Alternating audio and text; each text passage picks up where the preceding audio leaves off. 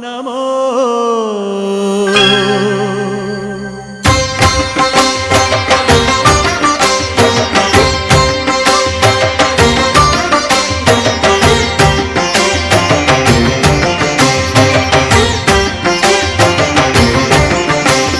ಶೇಷಾದ್ರಿವಾಸ ಶ್ರೀ ತಿರುಮಲೇಶ ಶೇಷಾದ್ರಿವಾಸ ಶ್ರೀ ತಿರುಮಲೇಶ ಭಕ್ತ ಜನ ಮಂದಾರ ಹೇ ಶ್ರೀನಿವಾಸ ನೀವೊಲಿದರೆ ಮನೆಯು ಲಕ್ಷ್ಮೀ ನಿವಾಸ ನೀ ನೀಗುವೆ ಜನರ ಸಂಕಷ್ಟವಾ ನೀ ತರುವೆ ಮನಕ್ಕೆ ಸಂತೋಷವಾ ಕಾರುಣ್ಯ ನಿಧಿಯೇ ಶ್ರೀ ವೆಂಕಟೇಶ ಶೇಷಾದ್ರಿವಾಸ ಶ್ರೀ ತಿರುಮಲೇಶ ಶೇಷಾದ್ರಿವಾಸ ಶ್ರೀ ತಿರುಮಲೇಶ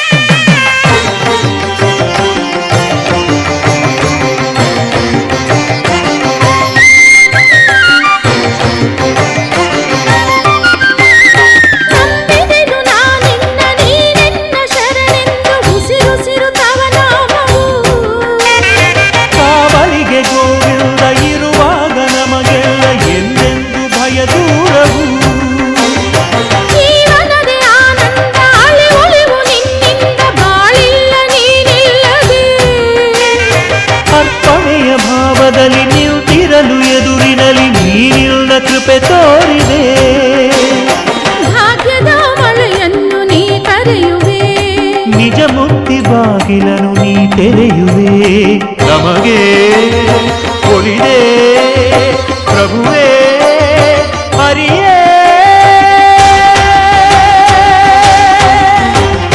ಶೇಷಾದ್ರಿವಾಸ ಶ್ರೀ ತಿರುಮಲೇಶ ಶೇಷಾದ್ರಿವಾಸ ಶ್ರೀ ತಿರುಮಲೇಶ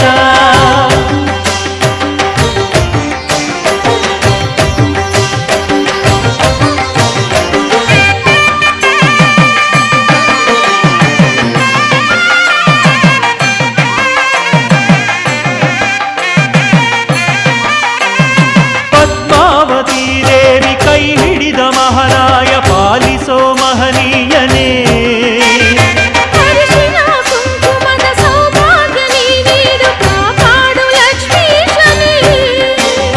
ನಮಗೆಲ್ಲ ಶತವರುಷ ಬಾಳಿನಲ್ಲಿ ನಿಜ ಹರುಷ ನೀಡಯ್ಯ ಪ್ರಭು ಎಂದಿಗೂ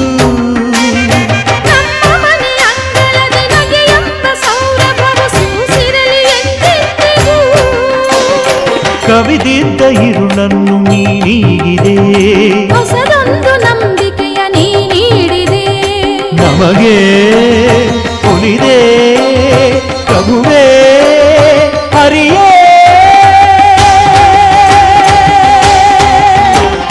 ಶೇಷಾದ್ರಿವಾಸ ಶ್ರೀ ತಿರುಮಲೇಶ ಶೇಷಾದ್ರಿವಾಸ ಶ್ರೀ ತಿರುಮಲೇಶ ಭಕ್ತ ಜನ ಮಂದಾರ ಹೇ ಶ್ರೀನಿವಾಸ ನೀವೊಲಿದರೆ ಮನೆಯು ಲಕ್ಷ್ಮೀ ನಿವಾಸ ನೀ ನೀಗುವೆ ಜನರ ಸಂಕಷ್ಟವಾ ನೀ ತರುವೆ ಮನಕ್ಕೆ ಸಂತೋಷವಾ ಕಾರುಣ್ಯ ನಿಧಿಯೇ ಶ್ರೀ ವೆಂಕಟೇಶ ಶೇಷಾದ್ರಿವಾಸ ಶ್ರೀ ತಿರುಮಲೇಶ ಶೇಷಾದ್ರಿವಾಸ ಶ್ರೀ ತಿರುಮಲೇಶ ಶೇಷಾದ್ರಿವಾಸ ಶ್ರೀ ತಿರುಮಲೇಶ ಶೇಷಾದ್ರಿವಾಸ ಶ್ರೀ ತಿರುಮಲೇಶ ಶೇಷಾದ್ರಿವಾಸ ಶ್ರೀ ತಿರುಮಲೇಶ ಶೇಷಾದ್ರಿವಾಸ ಶ್ರೀ ತಿರುಮಲೇಶ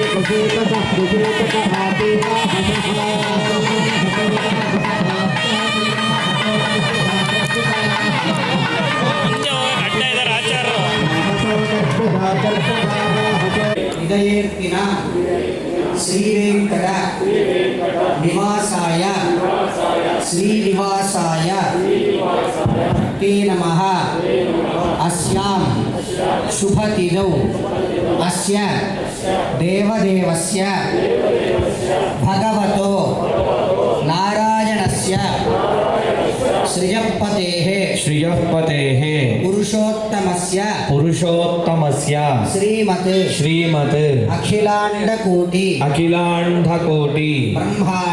ब्रह्मांड नायकस्य एतत् नगरे भक्तजन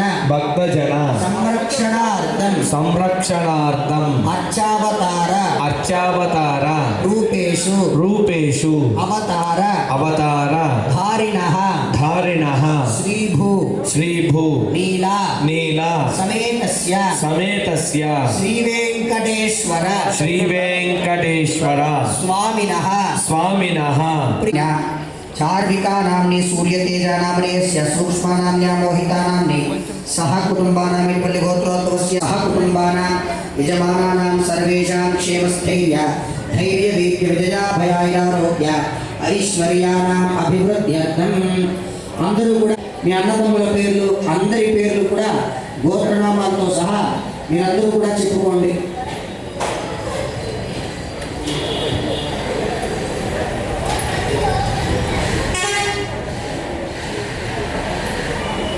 అందరూ పేర్లు చెప్పుకొని నేను చెప్పే విధంగా పలకండి. మమ सहकुटुम्बानां क्षेम स्थैर्य धैर्य वीर्य विजय अभय आयुः आरोग्य ऐश्वर्याणां नित्यलक्ष्मी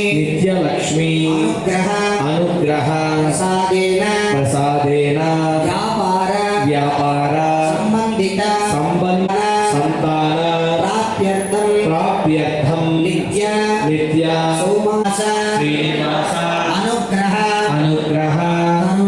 करुणा कटाक्ष वीक्षण फल सिद्ध्यर्थं त्रिदिना अध्वर प्रयुक्त संपूर्ण फल अहं कारयिष्ये सर्वं श्रीनिवास अर्पणम् अस्तु గోవింద ఏడుకొండలవాడ వెంకటరమణ గోవింద బల్లారి నివాస గోవింద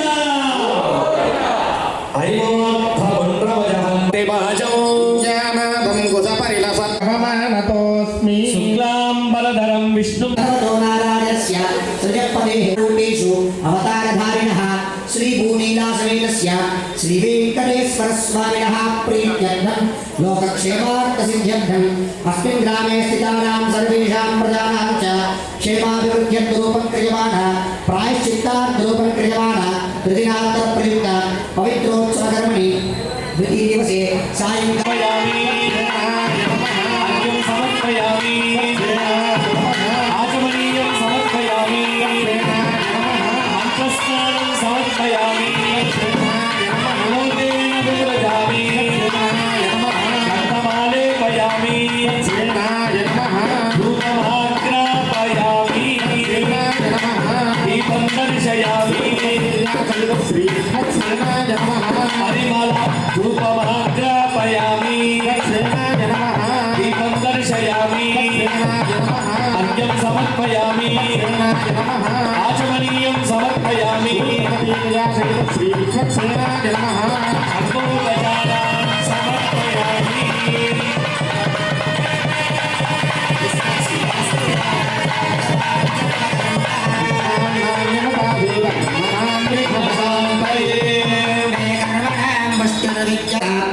కాల విపర్యాసే మంత్ర విపర్యాసే సర్వ ప్రాయశ్చిత్తార్థరూపం క్రియమాణ పవిత్రోత్సవకర్మణి ద్వితీయవదే సాయంకాలే యాగమండపే త్రేతాగ్నిషు అగ్నిప్రణపూర్వకుకుంభారాధన కర్మాంగం విశేషముక్తోహమాత్యంతకర్మణి న్యూనాతిరిక్తదోష కర్మ అభ్యుర్జార్థరూపం క్రియమాణ స్వస్తి మహాగ్రహీశ్చాక్రియమాణేऽస్మిన్ భగవద్గీతకర్మణి పుణ్యాహం రద్ధిం భవంతో బ్రువంతో గోవింద ఏడుకొండలవాడ వెంకటరమణ గోవింద. ఇప్పుడు స్వామివారి యొక్క కలశాలలో పవిత్రోత్సవం చేయాలి అంటే ముందుగా స్వామి అనుగ్రహం కావాలి మనకు. మనం పవిత్రోత్సవం ఎందుకు చేస్తున్నాము, దేని కొరకు చేసుకున్నాము అన్నీ కూడా మనం చెప్పుకున్నాం. ఆ పవిత్రోత్సవంలో స్వామికి ఈరోజు పొద్దున్న మనం పవిత్ర మాలలు సమర్పణ చేశాము. పొద్దున్నే చెప్పాం మనం కంఠం దగ్గర వక్షస్థలం దగ్గర స్వామివారి యొక్క నాభి దగ్గర పాదాల వరకు శిరస్సు నుంచి పాద పర్యంతం పవిత్రాలన్నీ కూడా స్వామివారికి స్పర్శ అయ్యే విధంగా ఆ పట్టు దారాలతో నేసిన పవిత్ర మాలలు సమర్పించాను. అంటే నిన్న ఆ పవిత్ర మాల కొంతమంది చూస్తే ఆలసిపోతూ నువ్వు పెట్టుకొని పరిగెత్తుకుంటూ గుడికి పోతాం. లేని మొక్కులు ఒళ్ళు దండాలు మొక్కుకో, రామకోటి రాస్తాను, గోవింద కోటి రాస్తాను, ఇవన్నీ అప్పుడే గుర్తొస్తాయి. ఇవన్నీ కూడా ఎందుకంటే పోయిన జన్మలో చేసిన పాపాలని ఎప్పుడు పోతాయి మనకు. ఈ జన్మలో మనం జన్మెత్తంగానే ఏమనుకుంటామంటే ఇక్కడ ఉన్న భోగభాగ్యాలని అనుభవించడానికి, నాన్న వాళ్ళు పెద్దవాళ్ళు సంపాదించిన డబ్బులు తరగబెట్టడానికో లేకపోతే దాన్ని ఇంకా రెండెత్తులు మూడెత్తులు చేయడానికో అనుకుంటారు.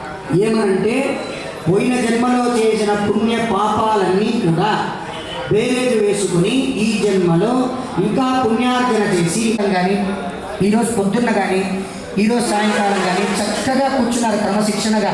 ఇంతసేపు మనం ఇక్కడ కూర్చోవాలంటే కూడా శరీరం సహకరించాలి. అది ఎప్పుడు శరీరానికి మనం గౌరవించి దానికి తగిన ఆహారము, దానికి తగినటువంటి విశ్రాంతి ఇవన్నీ ఇచ్చినప్పుడు మాత్రమే శరీరం మనకు సహకరిస్తుంది. ఈ విధంగా శరీరం సహకరించిన తర్వాత మనం చేయాల్సింది ఏంటంటే పుణ్యార్జన, భగవంతుని ప్రార్థన చేసుకోవాలి.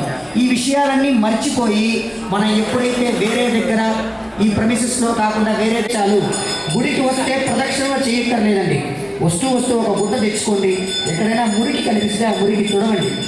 దేవాలయంలో శుభ్రపరచడం దానికి సపరేట్గా ఒకరు ఉంటారు, వారు చేసే పనైనా కూడా ఆలయంలో ఆ పని చేస్తే మనకు వచ్చే పుణ్య ఫలం వేరే. వచ్చి స్వామివారి ఆలయంలో ఒక దుమ్మో ధూళో మనం తుడిస్తే 108 ప్రదక్షిణ చేసినట్టండి, అందులో ఎటువంటి సందేహం లేదు. స్వామివారికి అర్చక స్వామి పూజ చేస్తూ ఉంటాడు. పువ్వులు లేవా, ఒక మూర పూలు తెచ్చించి అర్చక స్వామి చేసే పూజలో మన వంతు కృషి చేసి ఆ పూలమాల ఆ వక్షస్థలంలో వేస్తే అది చూసి మన మనస్సు త్యాగరాజ స్వామి చెప్పినట్టుగా ఆనందపడిపోతాడు. ఆ పూలమాల చూడు ఈ విధంగా ఉంది, ముత్యాలు ఉన్నట్టుగా ఉన్నాయని ఆ విధంగా స్వామికి ఒక పుష్పం సమర్పించడం, ఆయనకు ధూపం చేయాలంటే కడ్డీలు కావాలి. కడ్డీలు దేవాలయ యాజమాన్యమే ఇవ్వక్కర్లా, మనమైనా మన వంతు 2 ఊరు కడ్డీలు తీసుకొచ్చి ఇస్తే దాంట్లో వచ్చే పరిమళం స్వామికి చెందుతుంది. నైవేద్యానికి ఒక కొబ్బరికాయ, ఒక పండు, ఏదో ఒకటి. స్వామివారి గుళ్ళో కట్టిన మామిడి తోరణం ఎండిపోయిందా చూడు, ఈ మామిడి తోరణం కూడా తీయలేదు, అన్నీ అట్లే ఉంది, ఏం మెయింటైన్ చేస్తారో ఏమో అనుకోవాల్సిన అవసరం. మనం కూడా తీయచ్చు, మనది కూడా బాధ్యతే. మన ఇంట్లో పూజ రూమ్ ఎలా శుభ్రంగా చూసుకుంటామో, ఇంట్లో ఎవరైతే పూజ చేసుకుంటారో అని చెప్పి స్వామి రాలేని వాళ్ళ దగ్గరికి ఆయనే వెళ్ళాడనమాట. చూడండి ఎంత భక్త సులభుడో. మనం ఎవరన్నా పిలిస్తే నాకు ఫోన్ చేశాడు, వాట్సాప్లో మెసేజ్ పెట్టాడు, నేనందుకు వాడి పెళ్ళికి పోవాలి, నా ఇంటికి వచ్చి పక్కింటి వాడికి ఇచ్చాడు, ఇంత అహం మనకు వస్తుంది. మన స్వామి అఖిలాండ కోటి బ్రహ్మాండ నాయకుడు, ఎవరు పిలిచాడని వెళ్ళాడు ఉత్సవానికి అంటే మనం కూడా పక్కవారు బాగుండాలి అంటే స్వామి దగ్గర నుంచి, శాస్త్రాల్లో నుంచి మనం నేర్చుకోవాల్సింది ఏంటంటే సంస్కరించబడాలి. సంస్కారాన్ని మనం పిల్లలకు, తరువాతి భావితరాల వాళ్ళకు మనం చెప్పాలి. ఈ విధంగా ఆలయం ఎందుకు ఏర్పడింది, స్వామి ఎందుకు అర్చామూర్తిగా ఉన్నాడు. మరి ఇటువంటి అర్చామూర్తికి అప్పుడప్పుడు కుదిరినప్పుడల్లా ఆలయంలో మీరు కొండపైన చూస్తే పవిత్రోత్సవాలు, ఆలయానికి ఎప్పుడు పోవాలి అంటే రోజు పోమంటే ఎవరు పోరు. ఏదో కళ్యాణోత్సవం జరుగుతుంది, ఫలానా గుళ్ళో పుష్పయాగం చేస్తున్నారు, ఫలానా గుళ్ళో పవిత్రోత్సవం చేస్తున్నారు, ఫలానా గుళ్ళో స్వామికి ఏదో ఉత్సవాలు జరుగుతున్నాయంటే అప్పుడు మనం ఇంతమంది వస్తాం. లేకపోతే మీరు ఒక సమయంలో వస్తారు, ఇంకొక ఆయన ఇంకో సమయంలో వస్తారు. ఇంతమంది భక్తులు ఒక దగ్గరికి చేరాలంటే దానికి ఒక కారణం కావాలి. అందుకే పెద్దవాళ్ళు ఇటువంటి ఉత్సవాలన్నీ కూడా మనకు నిర్మించడము, ఇవన్నీ చేయడం జరిగింది. తదుపరి చక్కగా ఇప్పుడు కుంభారాధన అయ్యి స్వామివారికి మంగళ నీరాధన సమర్పించారు, నైవేద్యం అయ్యింది. ఇప్పుడు స్వామి ముఖమండపంలోకి వేయించేస్తారు. ముఖమండపంలో స్వామికి డోలోత్సవం జరుగుతుంది. చక్కగా ఊంజల్ సేవ నిర్వహిస్తారు. ఆ ఊంజల్లో స్వామికి వేద పారాయణంతో చతుర్వేద పారాయణము, చక్కగా కీర్తనము, చక్కగా అక్కడ స్వామివారికి మంగళ గోవిందా కీర్తన, ఇవన్నీ కూడా ఉంటాయి స్వామికి. మీరందరూ కూడా అక్కడికి వెళ్ళి ఆ ఊంజల్ సేవలో కూర్చోవచ్చు. తదుపరి పవిత్రోత్సవం, స్వామికి పవిత్ర మాలలు సమర్పించిన తర్వాత ఆ పవిత్ర మాలలు వేసినప్పుడు 2వ రోజు 3వ రోజు పొద్దున్న ఇలాగా ఒక్కొక్క రోజు ఒక్కొక్క నిర్దిష్టమైన హోమాలు, మంత్రాలు చెప్పున్నాయి. ఆ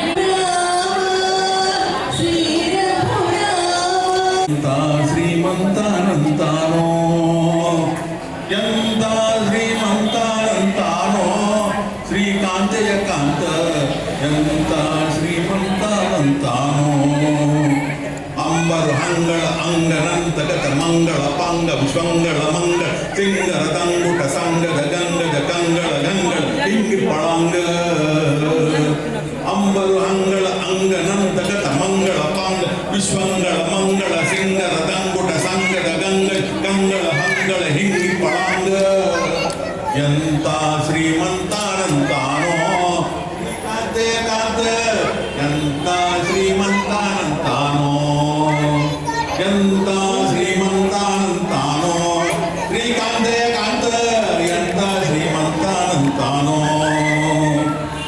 పన్నగ పన్న శయన్న మహోన్నత పన్నగ వరువాహనే పన్నగ పన్న శయన్న మహోన్నత పన్నగ వరువాహన్న రతున్న భవాన్న సకోన్నత రన్నిగ రన్నిగ నిన్నెదిరింగారై రెన్నొడయన్నే ఎంత శ్రీమంతానంతానో శ్రీకాంతయ కాంత ఎంత శ్రీమంతానంతానో ఎంత శ్రీమంతానంతానో శ్రీకాంతయ కాంత ఎంత శ్రీమంతానంతానో శ్రీకాంతయ కాంత ఎంత శ్రీమంతానంతానో ఎంత శ్రీమంతానంతానో శ్రీకాంతయ హెమ్మగ మొమ్మ మడరి మొమ్మగ షణ్మ శిరం పరమ అమ్మర సమ్మోహ నిమ్మడు గమ్మర నమ్మో నమ్మ పరమ మహిమ్మ ఎంత శ్రీమంతానంతానో శ్రీకాంతయ కాంత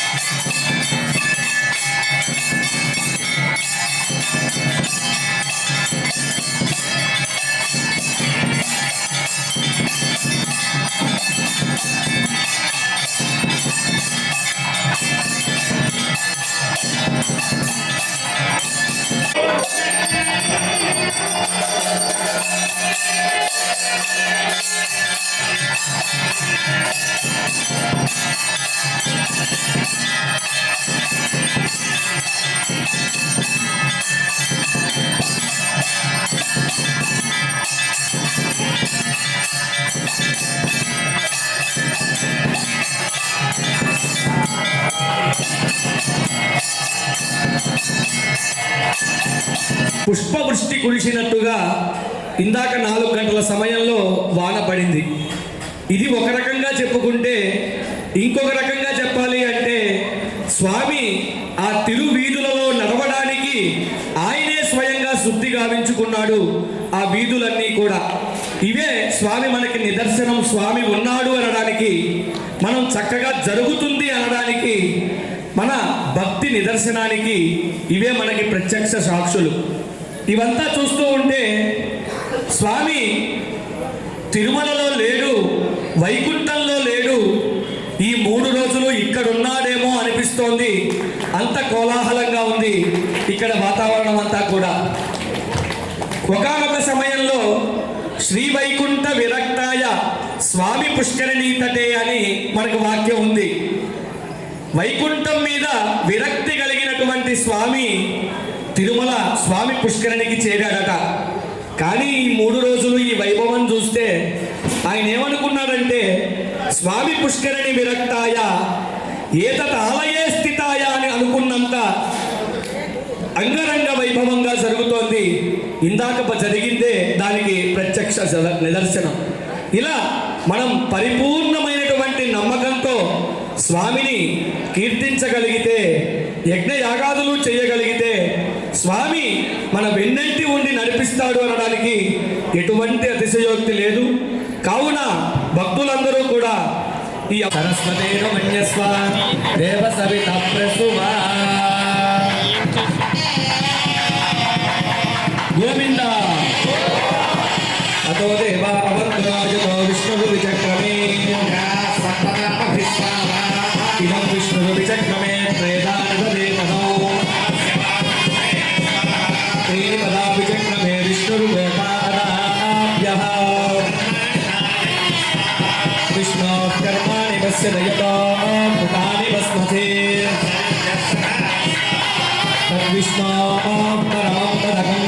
पश्यन्ति सूरजः तद्विप्रासो विपन्यवो जाग्रवागं सत्समिन्धते ॐ भूस्वाहा ॐ स्वस्वाहा हरितेन्द्वमध्यस्था सरस्वतेन्द्वमध्यस्था भूतिस्मातेर्लभते नित्यगुं सर्वयज्ञगुतत्वदेव आदित्यः सोमो नमः यद्देवानां त्रयायुषं तन्मे अस्तु त्रयायुषौ